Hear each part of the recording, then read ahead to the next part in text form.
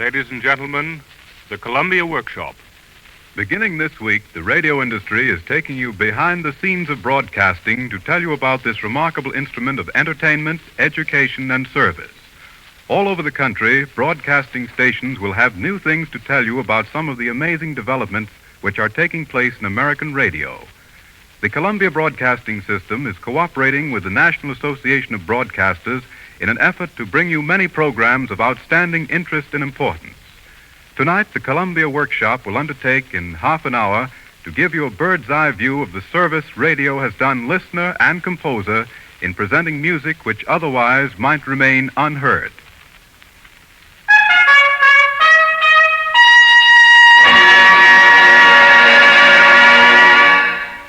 On the night of September 15th, 1927, the first day of its network operations, the Columbia Broadcasting System sounded a keynote of its music policy by the first complete performance of the new American opera, The King's Henchman, by Davidson Taylor.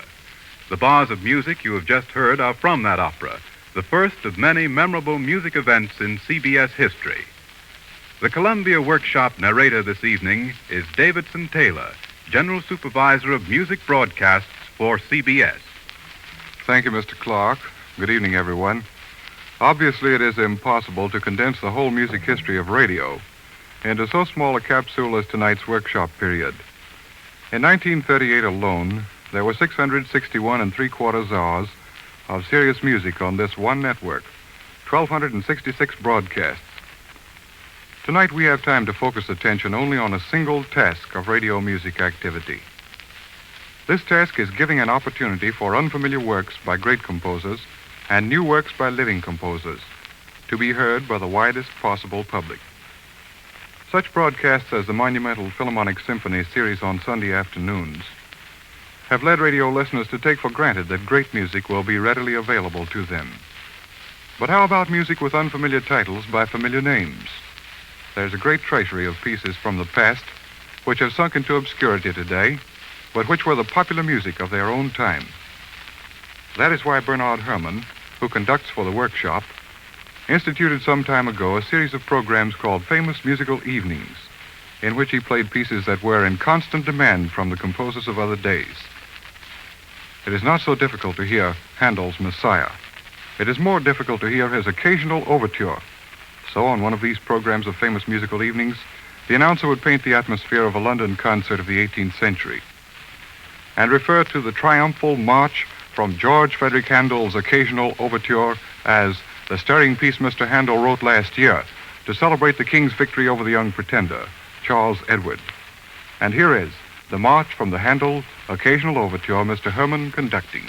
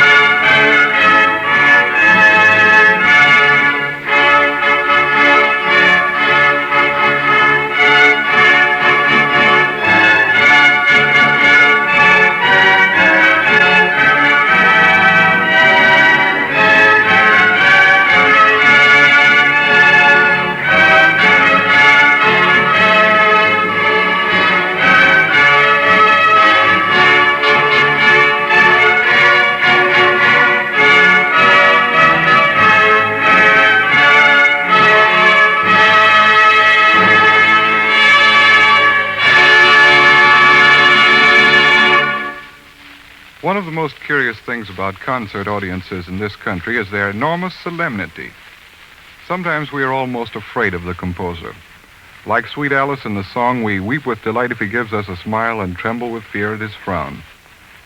And that is why Howard Barlow began his series of broadcasts for children called Music for Fun. The youngsters who came into the studio expressed their frank opinions of the music played. And we were delighted to observe that the younger listeners to radio are taking music in their stride. When a composer makes a joke, they are not afraid to laugh with him.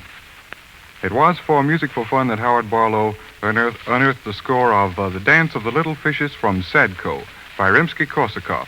And Mr. Barlow conducts it now.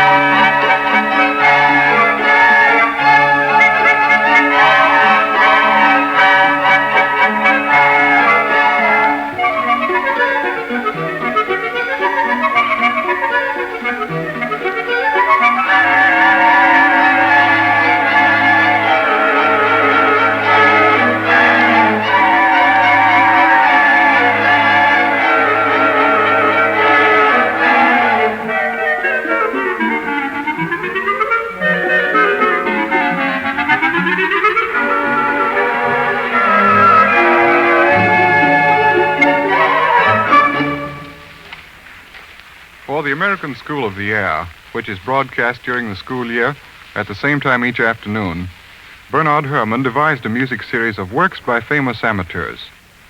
The composers included quite a lot of people many of us may never have thought of as musicians. Sidney Lanier, Marie Antoinette, Frederick the Great, Friedrich Nietzsche, Samuel Butler. In playing these works by famous amateurs, we emphasized that it is not necessary to be a professional musician and give your whole life to the art in order to get a great deal out of it and bring a great deal to it. The youngsters and the teachers listening to this series heard for the first time on the American air the overture from The Village Soothsayer by the French humanist and philosopher Jean-Jacques Rousseau. Mr. Herrmann directs tonight the overture from this disarming little work.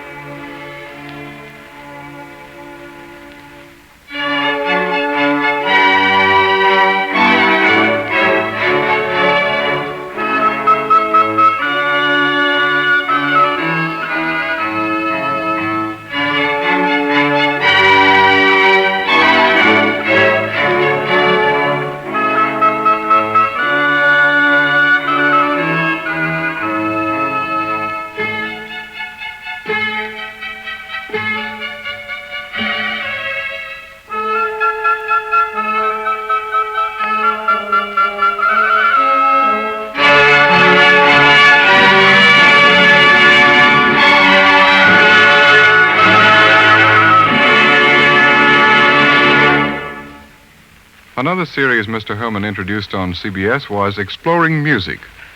This feature aimed to bring to light all kinds of works, both modern and classic, which for some reason had not yet been given their opportunity in America.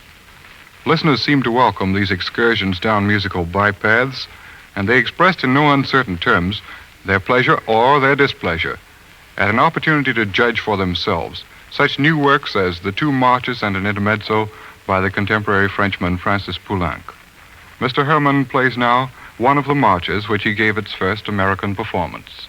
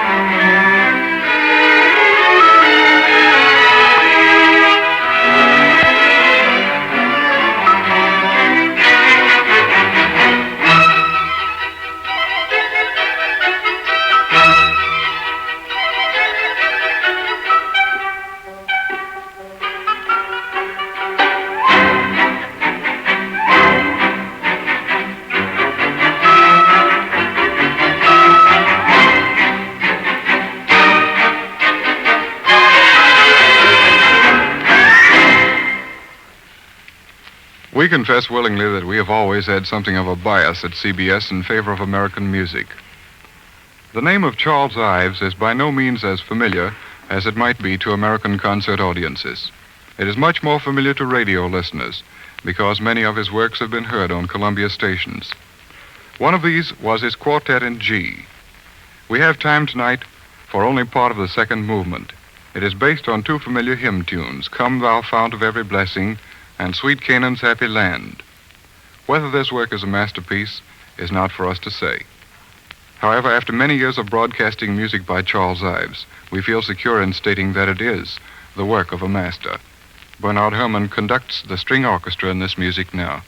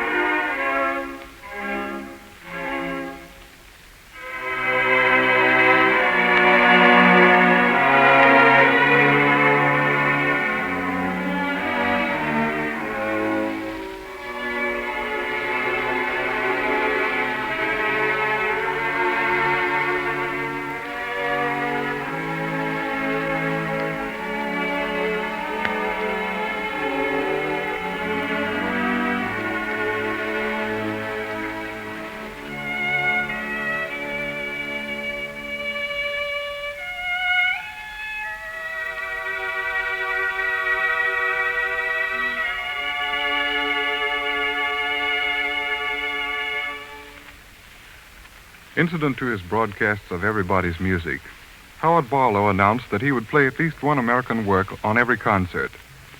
He also invited American composers everywhere to send him their scores so that he might perform as many new works as possible. Among the composers who responded was a young Texas woman named Julia Smith. Since Mr. Barlow played her episodic suite, her name has been on the front pages of a good many newspapers in connection with her one-act opera called Cynthia Parker, performed on February 16, 1939, at North Texas State Teachers College, Denton, Texas. Very few of us knew the gifted Miss Smith when Mr. Barlow gave the first broadcast to her episodic suite in 1938. Here's part of it, the Waltz for Little Lulu, the same little Lulu you have seen in the cartoons.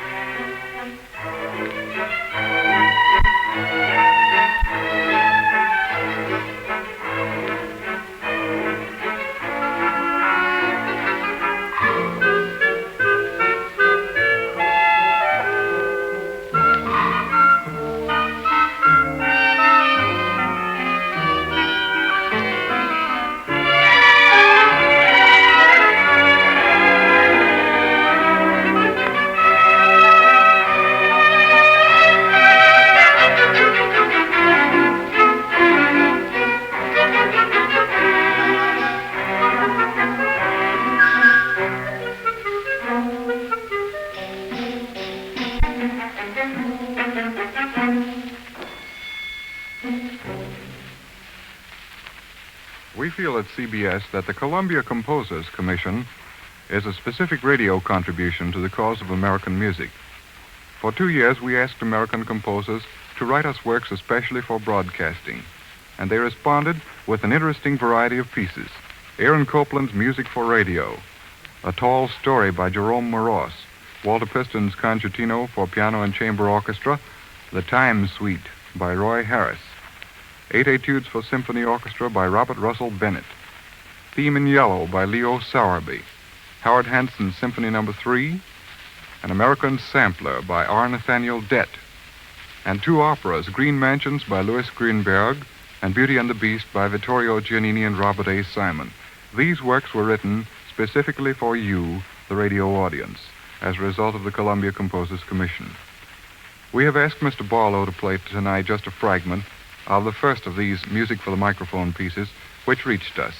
The composer is William Grant Still, whose music for the Perisphere at the World's Fair was introduced on CBS only last week by Andre Kostelanetz.